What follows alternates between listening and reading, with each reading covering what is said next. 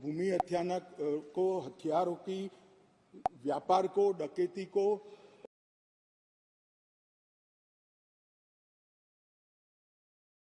ने साइबर अपराध को, आर्थिक अपराध को, भूमि हत्याना को, हथियारों की व्यापार को, डकैती को और मानव लोगों की तस्करी करने, व्यक्तियों की मानव तस्करी में ये सभी को इसके अंदर रखा है। आर्थिक अपराध की भी हमने व्याख्या की है। करेंसी नोट, बैंक नोट, सरकारी स्टैंप का कूटकरण, हवाला व्यवहार और बड़े पैमाने पर वित्तीय कपट और आर्थिक व्यवस्था को तोड़ने के सभी प्रयास, इसको भी आर्थिक अपराध की व्याख्या की तरफ पहली बार लाने का काम नरेंद्र मोदी जी कर रहे हैं और इससे मुझे लगता है कि न्यायपालिका का काम काफी सरल हो जाएगा। मान्यवर, एक मैं स्पष्टीकरण करना चाहता हूं कि गैर इरादतन हत्या जो थी, अकस्मात जिसको कहते हैं, इसमें हमने दो हिस्से किए। अकस्मात तो किसी भी व्यक्ति से किसी भी स्थिति में हो सकता है। एक गाड़ी चलाता रहे एक व्यक्ति और रास्ते में कोई भी बेध्यान हुआ या कोई रश कर आ गया और अकस्मात हो गया। अकस्मात करने के बाद वो व्यक्ति स्वयं उसको पुलिस स्टेशन या तो हॉस्पिटल ले जाता है, तो इसके लिए कम सजा का प्रावधान किया है। और हिट एंड रन केस, मरता हुआ छोड़कर कोई भाग जाता है, तो इसके लिए हमने 10 साल की सजा का प्रावधान किया।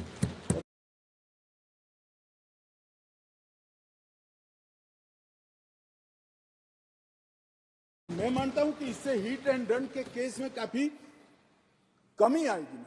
पर ये करते करते जो डॉक्टरों की नेग्लिजेंसी से अगर किसी की मृत्यु आती है तो वो भी गैर इरादतन हत्या में आ जाती थी, इसकी भी सजा बढ़ गई। तो हमने इसको एक मैं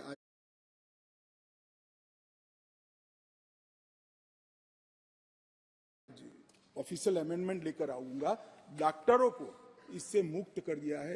इंडियन मेडिकल एसोसिएशन ने मेरे सामने रजूआत करी थी, हमने इसको मुक्त करने का प्रावधान किया। मान्यवर, मॉब लिंचिंग का नया प्रावधान हम लेकर आए हैं। नस्ल, जाति, समुदाय या किसी शंका के आधार पर एक टोला एकत्रित होकर किसी को मार देता है तो उसमें मैक्सिमम फांसी तक की सजा की है। स्नैचिंग के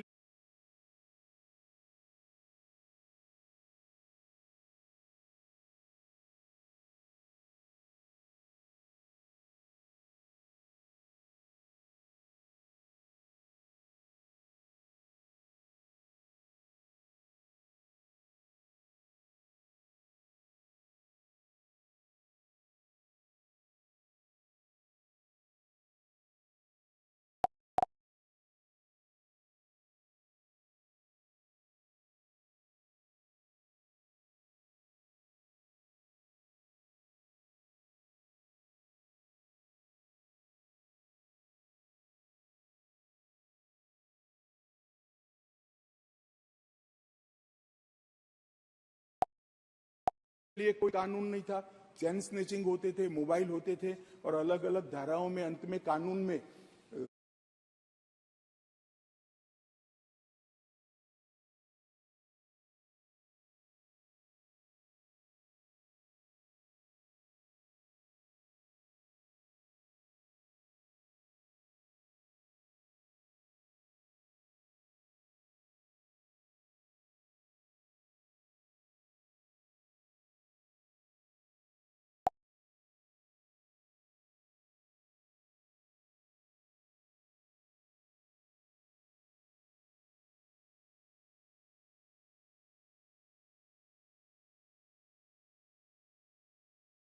कानून के गैप का फायदा उठाकर वो छूट जाते हैं थे। स्नैचिंग के लिए भी हमने कानून लाया है। और मान्यवर, गंभीर चोट का जो कानून था, इसमें भी हमने 2 डिवीजन करे हैं। किसी के सर पर लाठी मार दी, इंजर्ड हुआ, तो उसको सजा तो होनी चाहिए, परंतु लाठी मारने के कारण वो ब्रेन डेड हो गया या अपाहिज हो गया, तो इसकी सजा इतनी नहीं होनी चाहिए। तो संपूर्ण अपाहिजता या तो ब्रेन डेड के केस में हमने 10 साल तक का कठोर दंड देने का प्रावधान किया है, इसको सेपरेट किया है। मान्यवर, गंभीर चोट का जो खंड 117 है उसमें 10 साल की उम्र कैद का हमने प्रावधान किया है। इसके अलावा भी ढेर सारे बदलाव किए हैं मान्यवर, मैंने प्रमुख बदलाव भी आपके सामने। अब मैं भारतीय नागरिक सुरक्षा संहिता की बात करूंगा मान्यवर, इस देश में न्याय प्राप्त करने में सबसे बड़ी बाधा है तो गरीबों के लिए तो आर्थिक बाधा है, मगर हमारे संविधान ने इसकी योजना बनाई। गरीब से गरीब व्यक्ति को शासन के द्वारा वकील भी दिया जाता है, न्याय भी मिलता है, परंतु न्याय मिलता ही नहीं। कल ही मुझे माननीय रक्षा मंत्री में बिल पेश कर रहा था, बता रहे थे 2003 में कोई एक्सीडेंट हुआ था, इसका साक्षी का सेवन 2023 में कल ही माननीय रक्षा मंत्री जी के साथ आया है। सजा कब होगी वो तो अभी किसी को मालूम नहीं। माननीय सालों के सालों तक तारीख पे तारीख पढ़ते रहते हैं। पुलिस न्यायपालिका को दोषित करती है, सरकार पुलिस और न्यायपालिका दोनों को दोषी करते हैं, और पुलिस और न्यायपालिका बैठती है तो सरकार को दोषित करती है। सब एक दूसरे के पीछे कानून का सहारा लेकर हमने इस कानून में ढेर सारी चीजों को हमने स्पष्ट कर दिया। मैं इसको बहुत बारीकी से बताना चाहता हूं मान्यवर, क्योंकि ये समझना कानून बनाने वालों के लिए बहुत महत्वपूर्ण। मान्यवर, पुलिस द्वारा दंडित कार्यवाही सीआरपीसी में कोई समय निर्धारित नहीं। आप एक कंप्लेन देते हो, इसका संज्ञान वो 10 साल के बाद भी ले सकते हैं। अब 3 दिनों के अंदर ही एफआईआर दर्ज करनी होगी अगर प्राथमिक जांच होगी, इसको कंपलसरी कर दिया।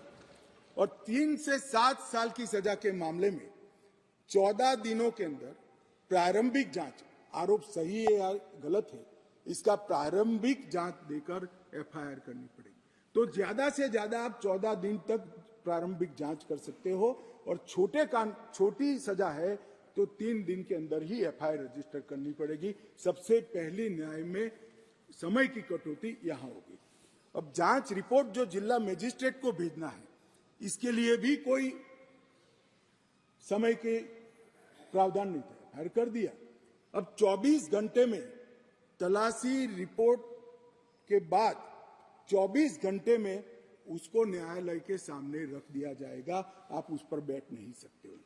मेडिकल प्रैक्टिशनर और चिकित्सा जांच की रिपोर्ट, मेडिकल हुआ, कोई समय मर्यादा नहीं। जब उसकी आत्मा कहेगी, जब उनको समय होगा, सारी परेशानियों से वो मुक्त होगा जाए, तब देंगे।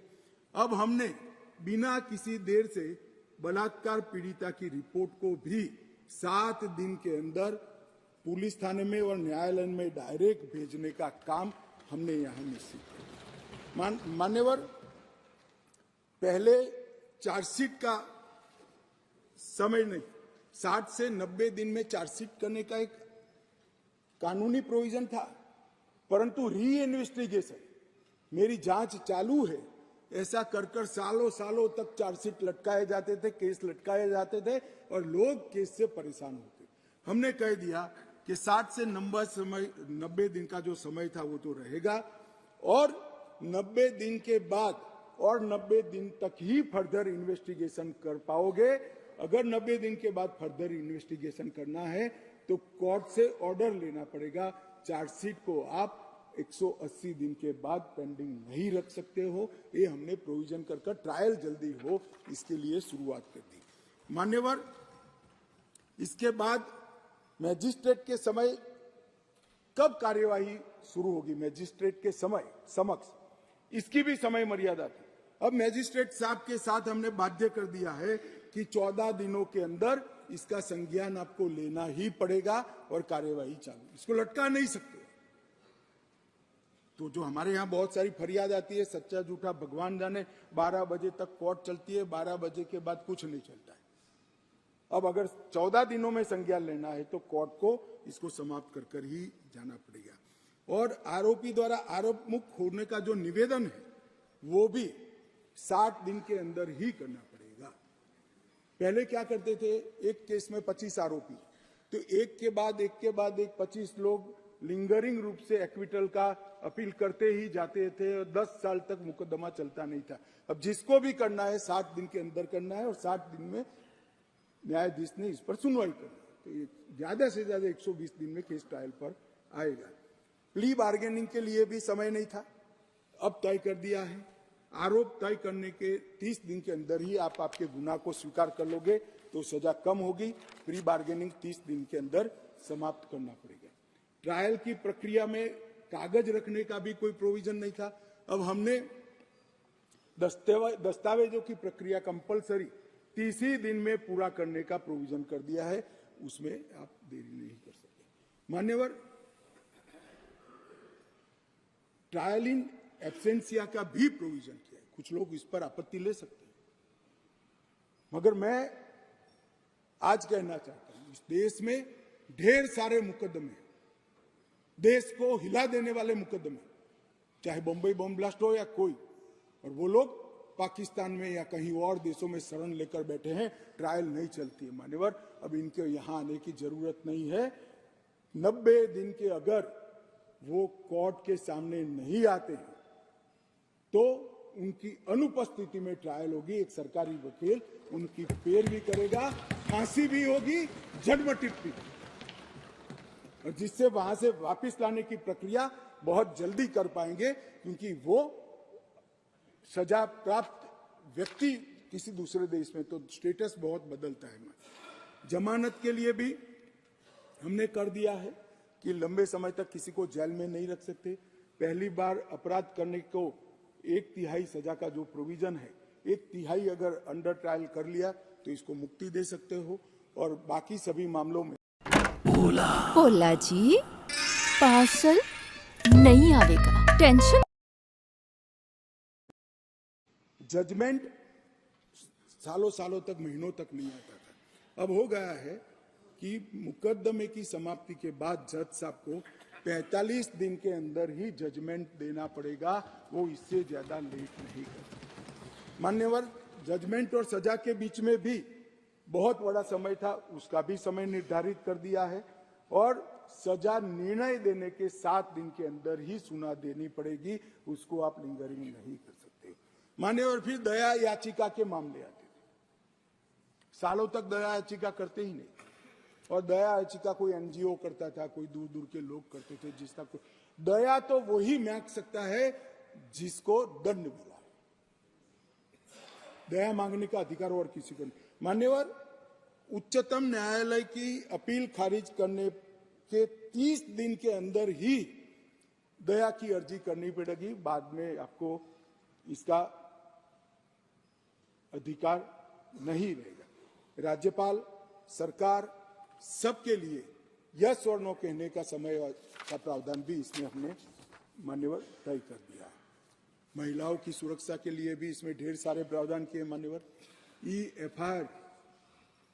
ई-एफआईआर से अगर किसी को सबसे बड़ा राहत मिलने वाला है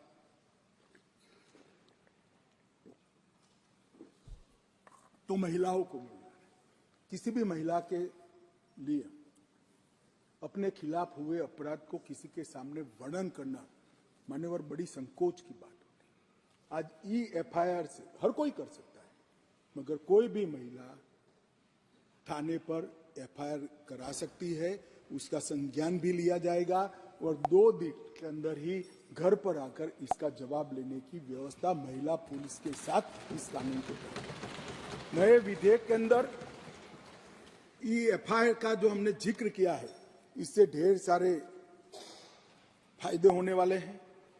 समय पर ट्रायल और स्थगन दोनों को हमने मान्यवर बहुत तवज्जो देकर इसको कठोरता के साथ कम करने का प्रावधान किया है। टेक्नोलॉजी का उपयोग भी कई जगह पे हमने पुलिस के अधिकारों के दुरुपयोग को कर्टेल करने के लिए किया है। क्राइम सीन, इन्वेस्टिगेशन, ट्रायल, ये तीनों चरण में हमने टेक्नोलॉजी के उपयोग को तवज्जो दी है। पुलिस जांच में पारदर्शिता और जवाबदेही इससे निश्चित रूप से सुनिश्चित तो होगी ही होगी, परंतु सबूतों की गुणवत्ता में भी सुधार होगा। विक्टिम और आरोपी दोनों के अधिकारों की रक्षा होगी। मान्यवर, एफआईआर से केस डायरी से चार्जशीट, वहां से जजमेंट तक की पूरी प्रक्रिया को डिजिटलाइज करने का हमने कानूनी प्रावधान इस कानून के अंदर लेकर आए। एविडेंस, तलाशी और जब्ती तीनों में वीडियो रिकॉर्डिंग की हमने कंपलसरी प्रोविजन किया है। कोई भी घर पे जाकर पुलिस जब्ती करती है तो उसका वीडियो रिकॉर्डिंग किया जाएगा, एविडेंस कलेक्ट करते हो उसका भी हो जाएगा और तलाशी का भी हो जाएगा। इससे कोई किसी को फ्रेम करने की संभावनाओं पर बहुत बड़ी कमी आ जाएगी। और बलात्कार के मामले में भी पीड़ित का बयान कंपलसरी करने का निर्णय नरेंद्र मोदी सरकार ने किया है। वो लेना ही पड़ेगा, ऑनलाइन बयान लेना पड़ेगा, इसका रिकॉर्डिंग करना पड़ेगा, जिससे वगदार आदमी आने के बाद वो बयान को बदलवा नहीं सकता। माननीय, दूर दूरस्थ के गांवों में बयान तो ले लीजिए जाते हैं, मगर जब मालूम पड़ता है कि बलात्कार किसने करा है तो बयान को बदल भी दिए जाते हैं। अब ऑनलाइन बयान लेना है और इसकी 3 कॉपी 3 जगह पे, एक हॉस्पिटल में, एक पुलिस थाने पर और एक न्यायाधीश के यहाँ 24 घंटे में पहुंचानी है, जिससे बदलने में बहुत बड़ी दिक्कत होगी। मान्यवर, इसके साथ साथ हमने फोरेंसिक के उपयोग को भी बहुत महत्व दिया है। दुनिया भर के अदालतों का अगर विश्लेषण करते हैं तो हमारे यहाँ सजा कराने का दर बहुत कम है। इसको अगर बढ़ाना है तो साइंटिफिक एविडेंस पर थ्रस्ट देना पड़ेगा। इसलिए ये बिल के अंदर क्वालिटी ऑफ इन्वेस्टिगेशन में सुधार करने के लिए इन्वेस्टिगेशन साइंटिफिक पद्धति से हो इसलिए और 90% का कन्विक्शन रेट का लक्ष्य रखते हुए हमने एक प्रावधान किया है कि 7 साल से ज्यादा सजा जिस गुना में है वो सभी में एफएसएल टीम के विजिट को कंपलसरी कर दिया गया है, जिससे एफएसएल की विजिट। मान्यवर, कई लोग कहते हैं कि कब होगा, मैं बताता हूं। नरेंद्र मोदी सरकार टुकड़े टुकड़े में नहीं चलती। नरेंद्र मोदी जब गुजरात के मुख्यमंत्री थे तब उन्होंने गुजरात फॉरेंसिक साइंस यूनिवर्सिटी बनाई, फिर प्रधानमंत्री बने तो नेशनल फॉरेंसिक साइंस यूनिवर्सिटी बनाई और नेशनल फॉरेंसिक साइंस यूनिवर्सिटी में अब तक लगभग एनएफएसयू के 7 परिसर और 2 ट्रेनिंग एकेडमी खुल चुके हैं 9 राज्यों में। और 5 साल के बाद मैं देश की जनता को आश्वस्त करना चाहता हूं, हर साल 35,000 फॉरेंसिक एक्सपर्ट यहां से बाहर निकलेंगे, जो इस हमारी रिक्वायरमेंट को। तब तक हमने फॉरेंसिक मोबाइल वान का भी प्रोविजन कर दिया है और फॉरेंसिक को आउटसोर्स करने के लिए भी रूल्स बनाए हैं मान्यवर। और दिल्ली में इसका ये जो 7 साल वाला प्रोविजन है इसका ट्रायल भी शुरू हो गया है और बहुत उत्साहजनक परिणाम हमें मिले हैं मान्यवर। और इसको तभी राज्यों द्वारा नोटिफाइड कर दिया जाएगा जब राज्य के अंदर फॉरेंसिक इंफ्रास्ट्रक्चर संपूर्ण रूप से बन जाएगा। इसमें हमने पुलिस स्टेशन, तहसील, जिला और पूरा राज्य चारों को नोटिफाइड करने की योजना बनाई है। मानो एक शहर में फॉरेंसिक की व्यवस्था हो गई तो वो शहर को नोटिफाइड कर सकते हैं, कंपलसरी हो जाएगा। एक क्षेत्र में हो गई तो क्षेत्र में करेंगे, एक जिले में हो गई तो जिलों को करेंगे और जब सब समाप्त हो जाएगा तब पूरे राज्य को नोटिफाइड करेंगे। और इसके माध्यम से सजा कराने की बहुत बड़ी क्षमता प्रोसिक्यूशन की बढ़ेगी। मान्यवर, लगभग 2000 करोड़ रुपया भारत सरकार ने इसके लिए राज्यों को दिया है और 30 राज्य और संघ क्षेत्रों ने इसका काम भी चालू कर दिया है। और हम 6 अत्याधुनिक सेंट्रल फॉरेंसिक साइंस लेबोरेटरी भी बना रहे हैं। मान्यवर, 0 एफआईआर, कई लोग कहते हैं कि 0 एफआईआर पहले से थी, लेना कंपलसरी नहीं था। आपको कोई भी व्यक्ति ना बोल सकता था, इसकी कोई कानूनी धारा भी नहीं थी जिससे इसकी पुष्टि हो जाए। अब विक्टिम कोई भी पुलिस स्टेशन में जाएगा, कहीं पर भी रहता हो, इसकी एफआईआर लेकर 24 घंटे में इसके कंसर्न पुलिस स्टेशन में ट्रांसफर कंपलसरी करनी पड़ेगी। ये 0 नंबर की एफआईआर विक्टिमों के लिए बहुत बड़ा आशीर्वाद होने वाला है, क्योंकि दबंग ध्यान पुलिस स्टेशन का ही रखता है कि मेरे खिलाफ फरियाद लिखवाने गए या नहीं गए, वो ध्यान रखता ही रह जाएगा। किसी भी थाने में एफआईआर रजिस्टर हो जाएगी, ऑनलाइन एफआईआर रजिस्टर हो जाएगी और उसको बुलाना पड़ेगा। इसके साथ साथ प्रत्येक जिले में और प्रत्येक थाने में एक पुलिस अधिकारी को हमने पदनामित किया है। जो कोई भी आएगा तो गिरफ्तारी में जो लोग हैं इसकी सूची उसको बतानी पड़ेगी। तो मेरा रिलेटिव अगर कोई थाने में गिरफ्तार है तो पुलिस ने मुझे इन्फॉर्म करना पड़ेगा। अज्ञात स्वरूप से